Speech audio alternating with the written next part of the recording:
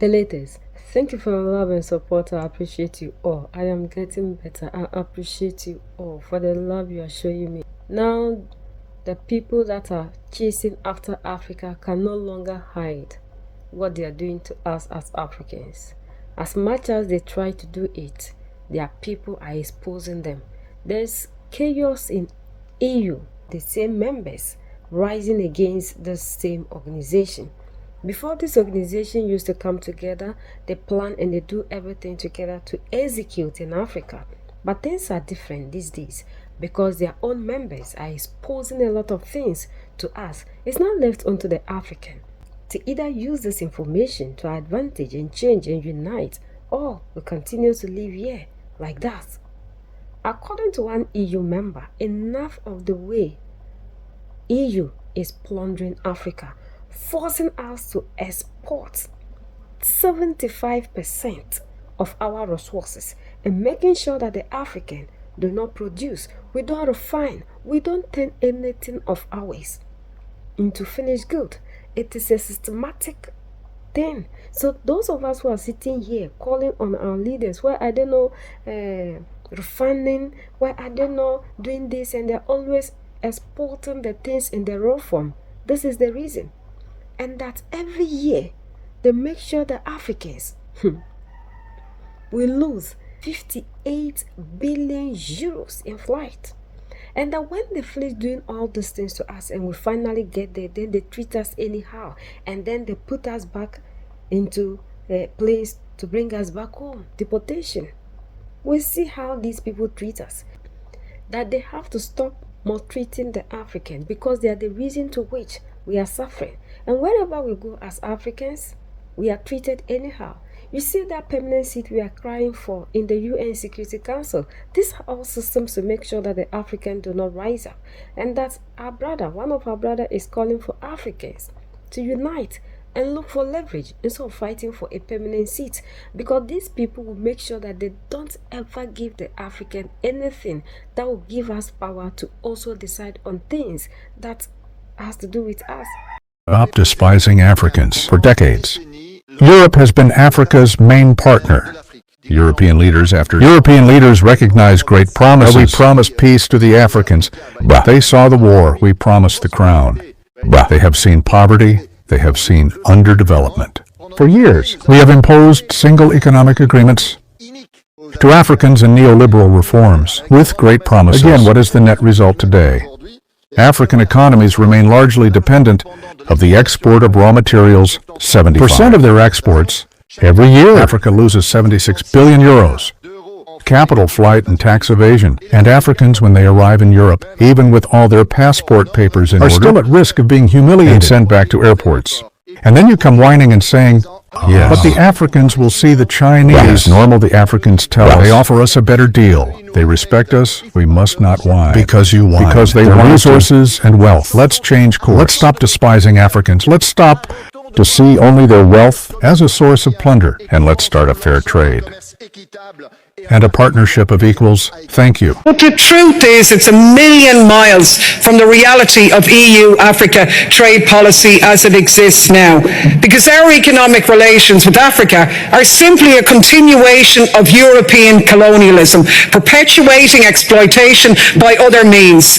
Africa trades more with Europe than it does with itself. It's portrayed as a poor continent, but actually it's the richest. It's just that the people there are denied the fruits of their land and their labour by unequal economic relations, by unfair trade rules, by illicit capital flights into the Western banks, and by multinational corporations allowed off the leash by Washington, London and Brussels. One of the most ironic things about being an African diplomat in the UN is that you're often defending the very system that you're marginalized in.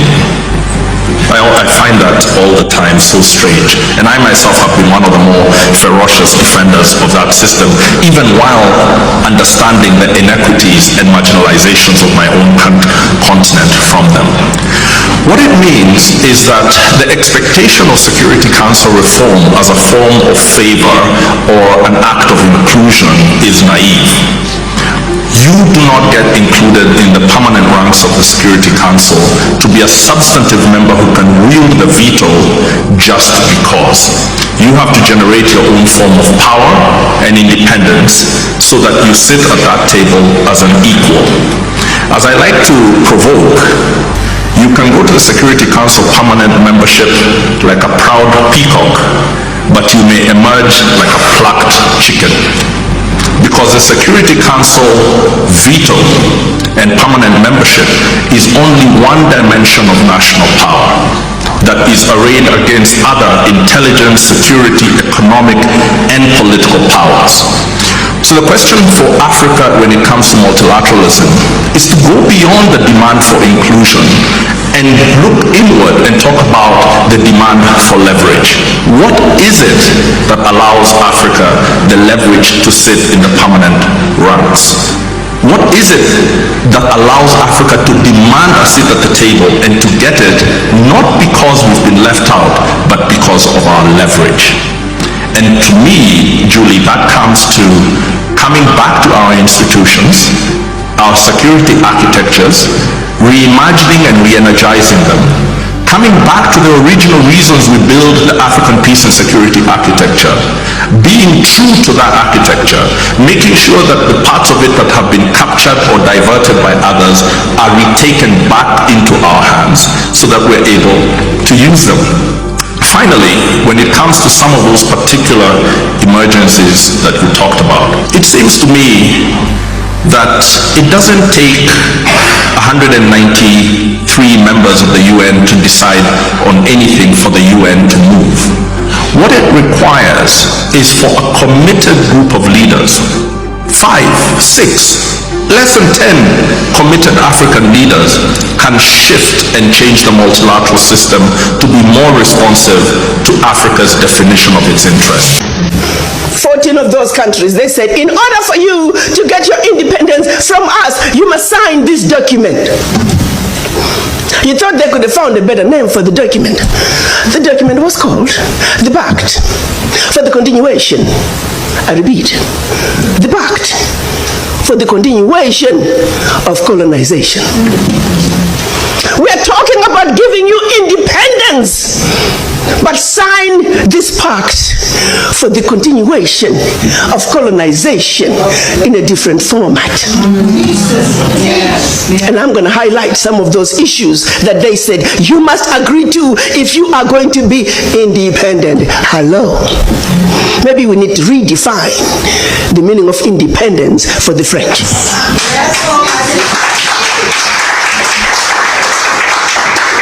First, France said, you see, you monkeys, you don't know how to manage your money.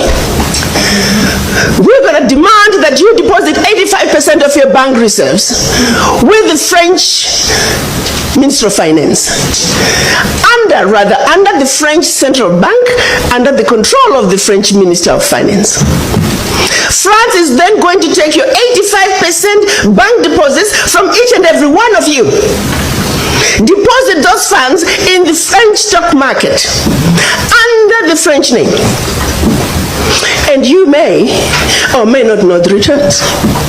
Today, as we speak, the latest figures are saying for every 14 billion that France invests in the stock market from Africa, they are realizing upwards of 300 billion in return.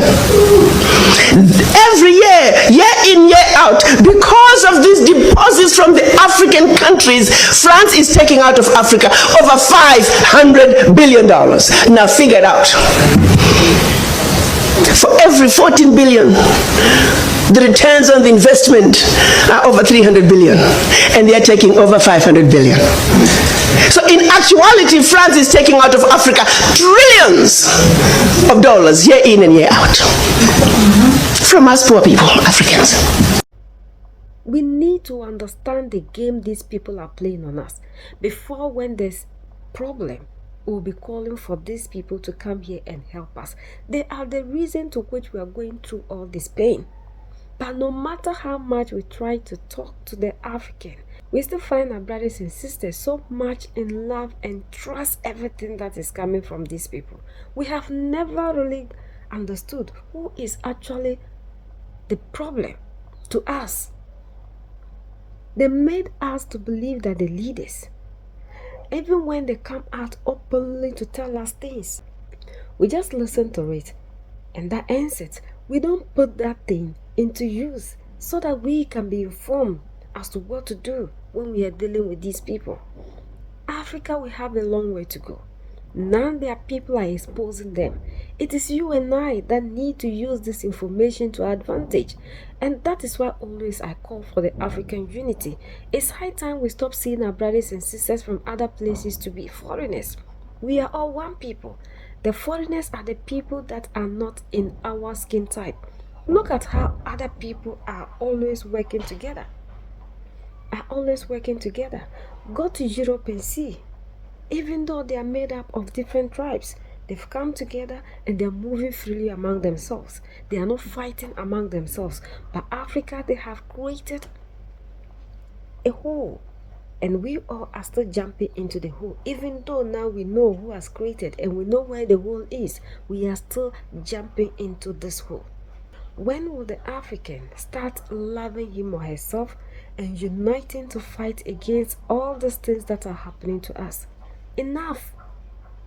But we can only say we had enough when we have united.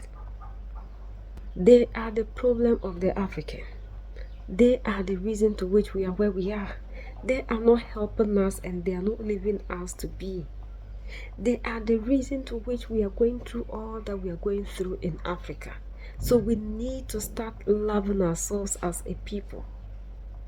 This is the time for us to unite and fight. It's only in our unity that we'll be able to defeat. Because if we don't unite, they'll continue to use one group against the other that is rising to fight. And this has always been the tactics they are playing on us. Ask our brothers and sisters who are in these places the kind of treatment they go through. Like the man said, you beat a child, and when the child is crying, you now say the child should not cry. This is what they are doing to us. Look at how we are treated worldwide as black people, yet we have all the resources. Our leaders are not able to do anything because they have given us these leaders. So the leaders must always conform to whatever they want. It's because Mali, Niger, and Burkina Faso, the leaders there are leaders by themselves, and they are Africans. And that is the reason to which we are seeing this massive progress in Mali, Niger, and Burkina Faso. All of us in the democratic elected, our leaders are serving their masters. They were given to us, and that is why what you want is not what they will do. A lot of us still believe that we voted for these leaders massively. Historic win, historic that. They look at what you want as citizens and they give it to you under that system. So all this massive historic whatever, they know that you, the people in these respective countries, are tired of one system and you want this, so they give it to you. And these people, as long as they are not fighting against them, are working against your interests. There is no African leader that will rise up to be doing the right thing, and these people will not fight against them. It is not possible. We have started seeing it in Madagascar because he has refused to be a puppet to the West. So they are targeting him. Any leader in Africa, these people are not targeting. It's a leader that is working in their interest. That is what we should know as Africans. They are not telling us what is happening. But Africa is still not listening. We hear, we don't listen. If truly we are listening as the youth, by now I think we should have had a reset of our mind. Now we are still busy following the things that they've programmed us to love. And these are the things that are not helping us. And when we finish, we are the same people that will sit down and tell the world how we want freedom. We can continue to be folding our arms, leaving everything in the hands of our leaders and still expect a better Africa. Let's unite, because our strength lies in our unity. We are the only ones that can set ourselves free. United we stand, divided we fall, and united we keep standing forever and ever. The greatest enemy of the African is mental slavery. So let's colonize ourselves from mental slavery. Let's keep sharing to educate our brothers and sisters. Together we make Africa great for ourselves and the next generations that are going to come. So that's the latest around the world. In Europe,